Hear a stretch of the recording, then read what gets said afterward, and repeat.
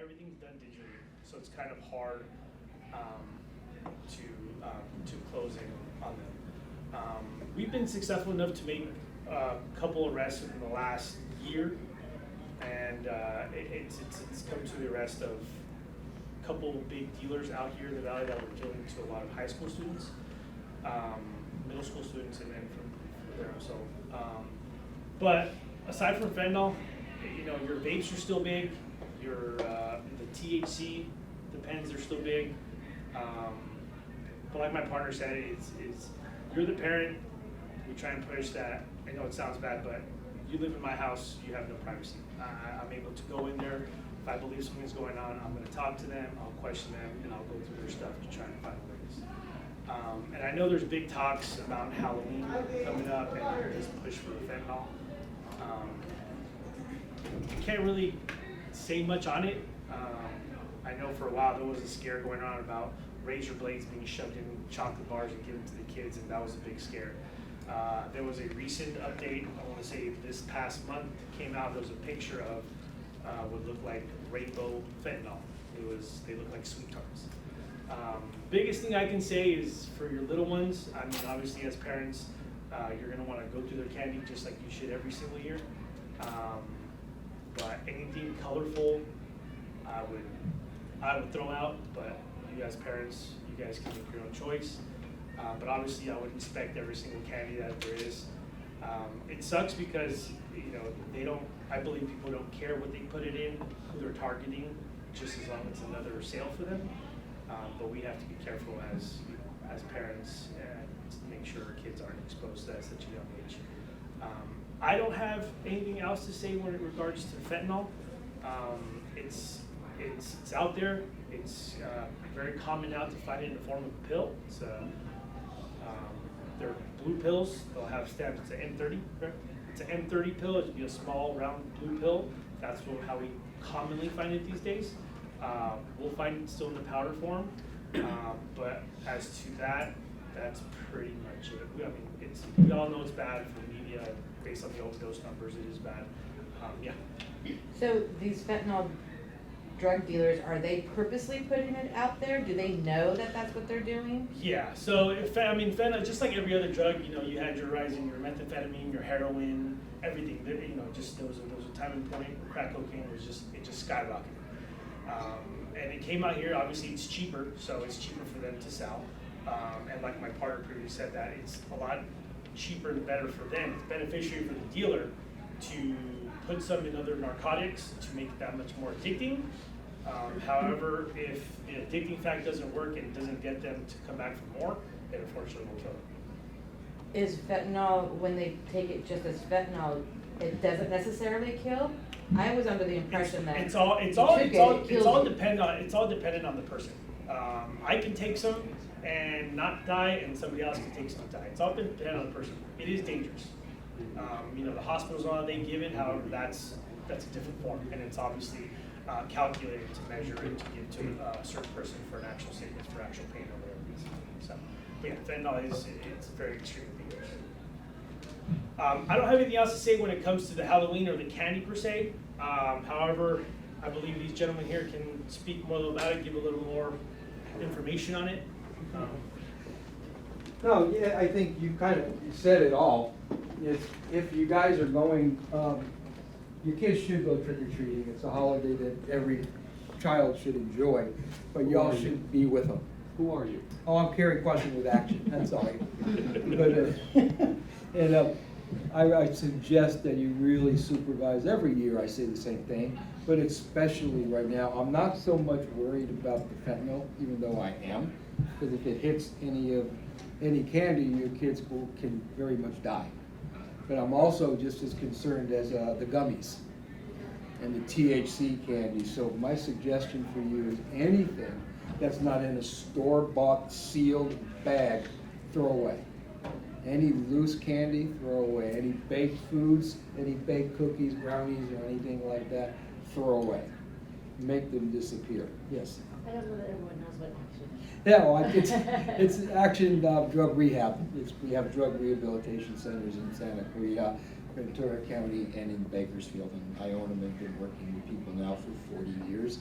So like the deputy said, I've seen all the trends. The only difference, and I think we talked enough about Halloween, but I just want to spend one more thing on the fentanyl thing. Everybody knows fentanyl's bad.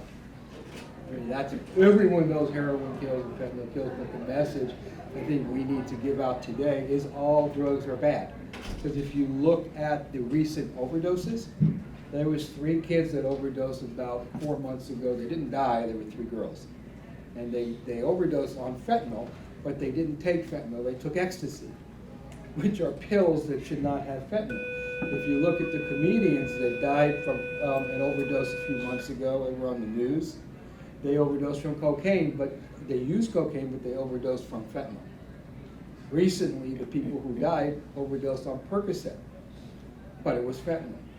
So fentanyl is in everything out there today. There is no such thing as real drugs anymore.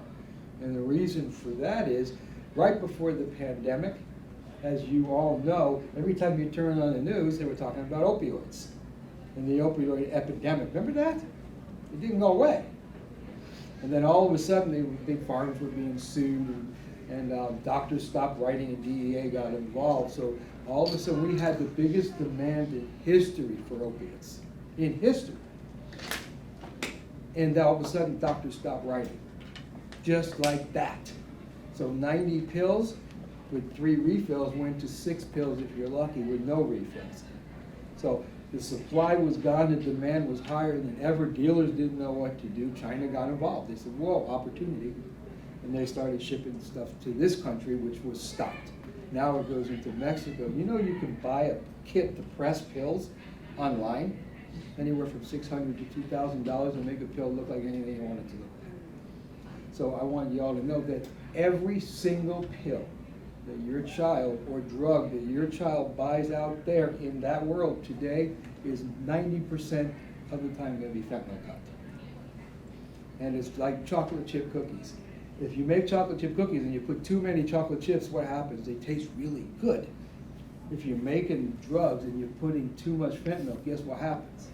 You have mass overdoses from that batch of pills or drug, and that's what we're seeing right now, mass overdoses. So they're not, these people that are making them, they are not chemists, they're not doctors, they're not pharmacists, they're dope fiends or whoever, or some kind of gangster that's trying to make money.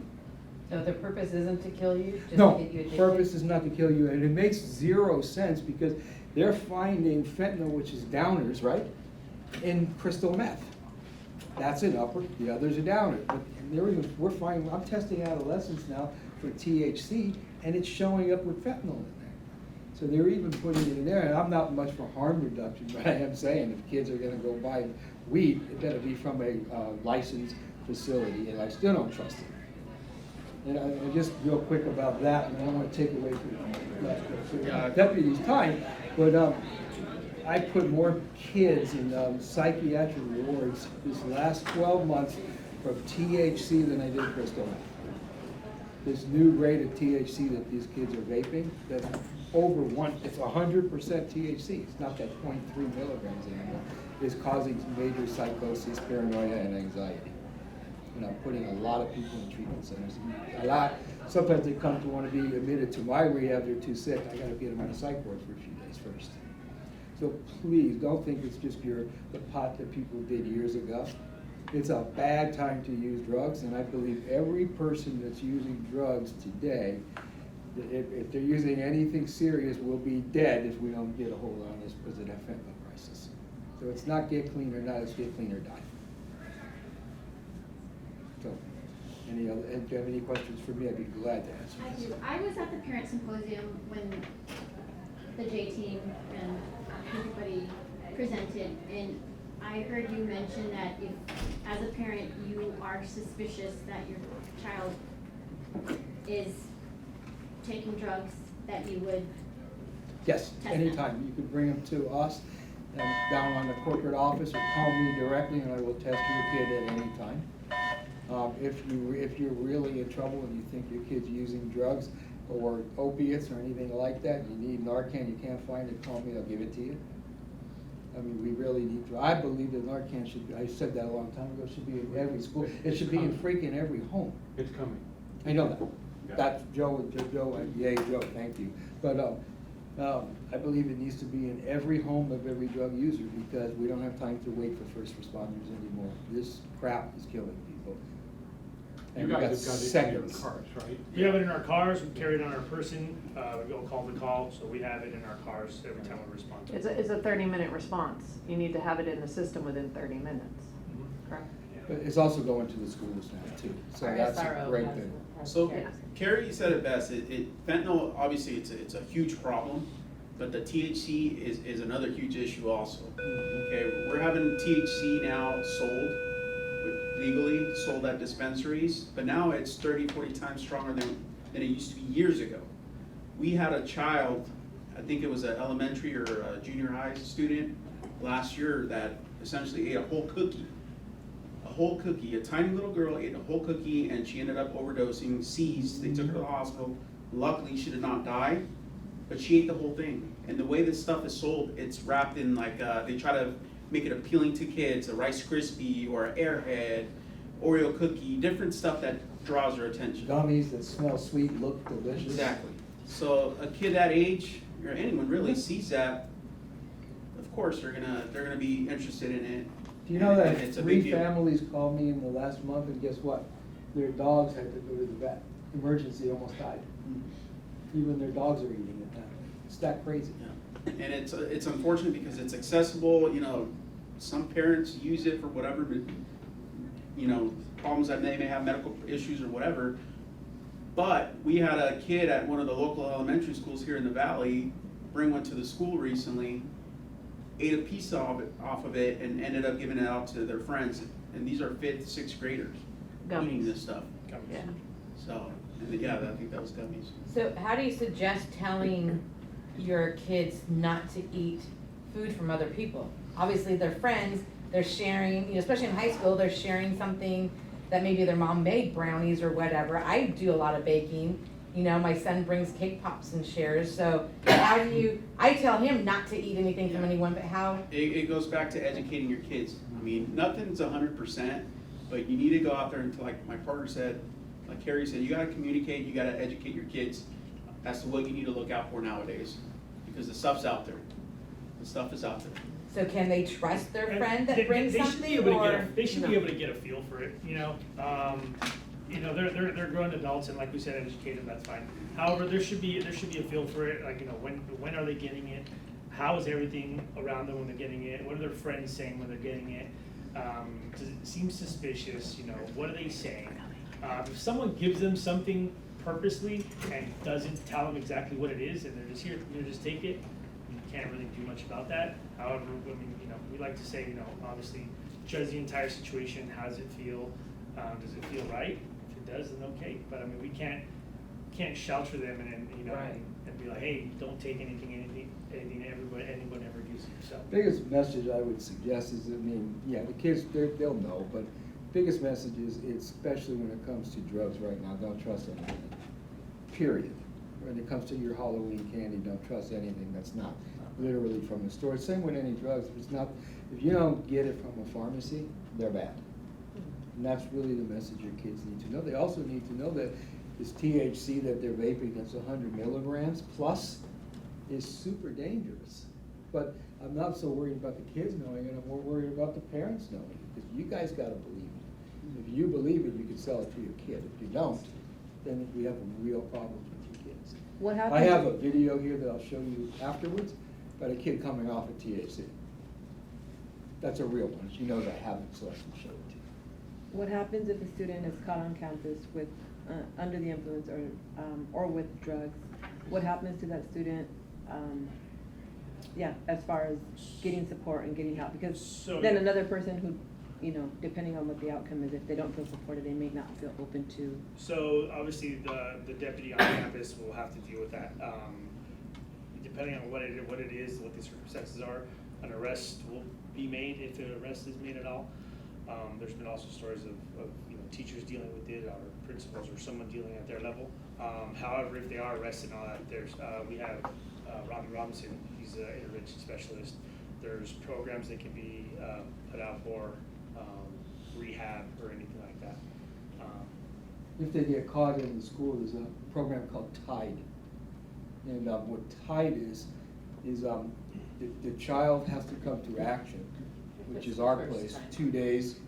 That's 2 days of intense counseling and therapy regarding drugs and a lot of education. And the parents come to my Tuesday night group, which is open to everybody. And that's at Sierra Vista Middle School, every Tuesdays at 7 p.m. We have a children's group, usually about 40 to 60 kids are there, and about quite a few parents, and everyone's there for the same reason. And it's open, parents have to come once if they get caught in school, but some of the parents have been there for years. And the way that works with us also, if, say, a student here gets caught with something, the deputy will cite him, okay? He will get the case, and obviously, we will try to reach out and offer the student diversion if he qualifies for it. If he's on probation, or it's his second, third, fourth time being arrested for the same stuff, then maybe at that point, it won't be appropriate for him being given diversion. At that point, we may refer it to probation, and they can prosecute. But if it's a first, second time offense, we'll try to offer them the help that they need. And then if they complete the program, the case doesn't go anywhere, we basically close it out on our end, and then that's the end of that. Are students kicked out of school, they're allowed to stay at the same school? It would depend on how much they have and are they selling, how much is on them. Is it somebody that has gone to Tide already? Is it someone that came to our school because they were kicked out of another school? So, but those are everything that was mentioned is a consequence, but every situation is different. Right. Any other questions? Is there a way to have like an assembly, like all this is great and I feel like all the kids should hear all this? Yes, I would be talking to Joe and I let all the principals know of every school. We would like to come Very in and important. do assemblies. I have kids that's been through it and professionals all at the same time. I think kids working with other kids and telling them, look what happened to me, would be pretty darn powerful. So we're ready anytime the school's ready. So. Did you guys all attend the Parent Resource Symposium? Yeah. Okay. Is that, I mean, essentially every year we do that with the city and Defy, which is the city program. We put this every year. And all the information's out there. They live stream it. It's online and stuff like that. And then parents are welcome, students are welcome to attend. And even if you can't attend, like I said, it's live streamed, they can listen to it. So it's a pretty good program. I just feel like when they're in school, it's much better. I mean, not much better, but you know, they're in school, so you kind of have no choice. Captain Obvious. But you're here. You have to hear them out, yeah? I'm actually more happy with what he's talking about than that, because the more you don't, I hate to sound terrible, or this sounds terrible, you don't help kids working with kids. You help kids empowering families. And if you get parents to understand and be powerful, kids get better. It starts at home. But yes, we can do assemblies, but absolutely the parent stuff is where it really starts in. I'm responsible for my children in my home. I'm responsible to educate. Yes, I hope the schools are doing the same and the police departments, but it starts at home. The stronger we get, the better our kids get. And it should start earlier than it is. Yes, actually, When did you say that it should start? Last night in our meeting, you said. Oh, that's right, last night. You know what, as soon as they're able to talk, we need to hardwire our children. Please don't get the message wrong. Fentanyl kills, forget that message. Drugs kill, period. Especially today, because fentanyl's in everything. So you don't want them doing anything. Yeah, Carrie and I have talked about it. My kids started much younger than most because we live near the border. And so they hand stuff through the fences, and that's how they get their dealers. That's how they get the runners. That's how they get them hooked. And so our kids started very young. So my kids have more knowledge than the average. The scariest part is the average parent, now I'm sure it's not you guys, the average parent spends, guess how much time the average parent spends talking to their child every day? 0. 2 to 10 minutes. Really, 2 to 10 minutes, especially with all, and here's how it goes. How was your day? It was good. How was school? It was cool. Do you have any homework? I've done it. Are you hungry? I ate. So, Siri, what is the last thing you think a 14-year-old boy or girl does every day before they go to sleep? What's the last thing they do? They get on their You're on their phone. phone. Yeah. And say goodnight to their friend on Instagram, Facebook, FaceTime. or excuse me, Snapchat. That's what I call it. And what do you think the first thing they do when they wake up in the morning? Good Before morning. they go to the Good bathroom. So they go to sleep with their friends and they wake up with their friends. Then they walk out and say, hey, Mom, bye. And they go to school and they're with their friends. How long is school now? 6 to 8 hours? So they go to sleep with them, they wake up with them, they go to school with them, they come home to who? A lot of times, Mom and Dad aren't home, right? If we've been living together. So who's waiting for them? Their friends. And you got a 2 to 10 minute conversation at night. So if they're that connected to their friends, that's why we're lost right now. They need to be connected to you. We need to be parents. When we're sitting at a dinner table, put the freaking phone down, sorry. Be there with your kid. When you're at a restaurant, don't bring your phone in. I went to Olive Gardens the other night for the 3rd time. I see the same freaking thing. Everyone's sitting in their moms are looking at their Facebook to see how many people like their dinners. Dads are in space and the kids are texting their friends. When we're with them, we're not even with them. So if people want to know why we're in a crisis today with kids, there it is. Pretty simple. So let's pass the word around. Be present for your kids. Not just in the room. Be there. Their friends are.